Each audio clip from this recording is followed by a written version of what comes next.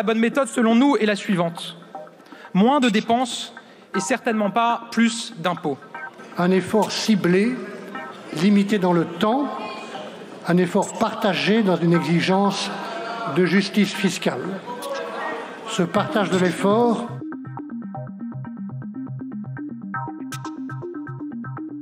quand il explique que des contributions exceptionnelles et ciblées doivent faire partie de l'équation, il a toujours précisé que c'était pour les entreprises qui en avaient les moyens. Le but n'est pas de mettre en difficulté les entreprises, le but n'est pas de freiner la création d'emplois ou de freiner la création de richesses.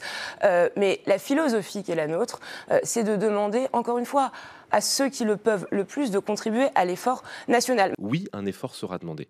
Il sera demandé une fois qu'on aura réussi à baisser la dépense publique d'une grande partie. Deuxièmement, il sera demandé à celles et ceux qui ont des revenus extrêmement importants. Mais ça veut dire quoi? Pardon, mais j'y reviens, mais de manière exceptionnelle, et de manière exceptionnelle, de manière temporaire. Ça ne sera pas une hausse pour plusieurs années sur l'ensemble des postes de fiscalité. Donc c'est 1 an ou 2, c'est ça?